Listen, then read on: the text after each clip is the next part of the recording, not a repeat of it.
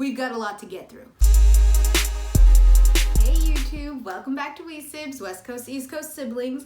I've decided to not torture you with the finger thing today. Before we get into all the big stuff, don't forget to click the bell so you can be notified of all the content we upload here on SIBZ, especially, and probably most importantly to you, my coverage of the final episode of the third day, which will be coming on this week. Also, don't forget to subscribe because we cover lots of fun and interesting things here on SIBZ. First of all, I just want to throw out, you guys, while the first 3 episodes of the third day were mad, trippy, and hyper cerebral, I am really liking this last 3. They're much easier to follow, and I feel like they're kind of connecting the dots of all of the sort of crazy, difficult puzzle pieces that were in the first 3 episodes. Let's now get into the subtext. One thing that I really wanted to point out is that everyone on the island is lying to Helen.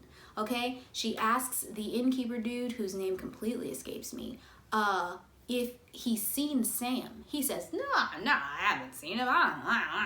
Lies. Tells her he's gonna go tell other people and ask around. Totally lies. Doesn't do that. She finds out. What is like blowing my mind about all of this is, why is Naomi Harris believing all the things these people are saying when she knows that they lied to her? And with that, let's get into the 3 biggest takeaways for episode 5 of the third day. Helen is Naomi Harris's character. Could not remember her name. I think they just mentioned it in this episode. So, biggest takeaway number 1 is, and we suspected this last week, that someone had reached out to Helen and told her that Sam was last seen on the island. There were a few other pieces in there that could be important, but mainly when she had this huge information dump at the beginning of this episode saying why she was here. And she's determined to find her husband, who, I would just add, seems to have planned on leaving them. She said that Sam took out a bunch of money, a bunch of loans, and all these other things and disappeared 9 months ago.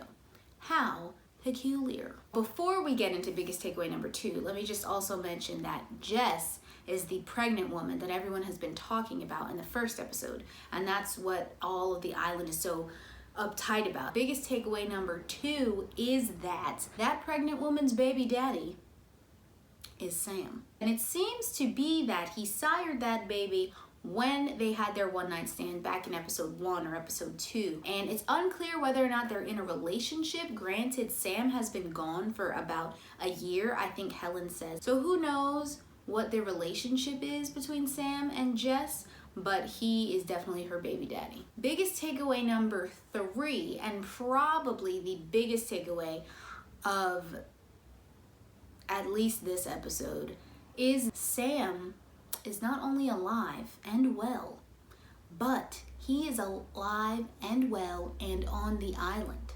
And Helen sees him. Why has he been gone for so long? He's the king of the island. Has he been captured? Why didn't he go get his wife? Was he planning to come out here all along? Because he took all of that money and left them.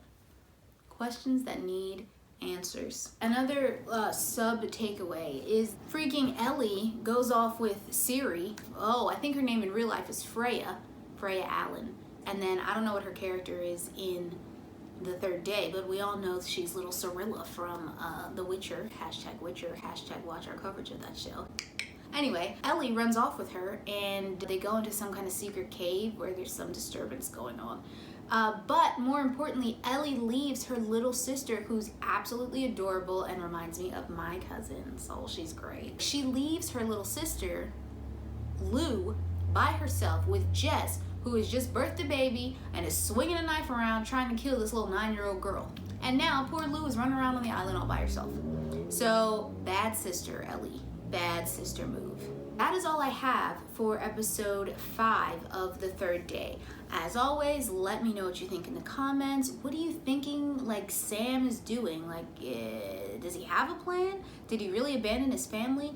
How are you feeling about Helen and all of this? I mean, if I were her, I'd be real angry, but at the same time, she's believing the stupid lies that the people are telling her that he ran away with some woman 3 months ago, which clearly ain't the case. So let me know what you think in the comments. As always, like this video if you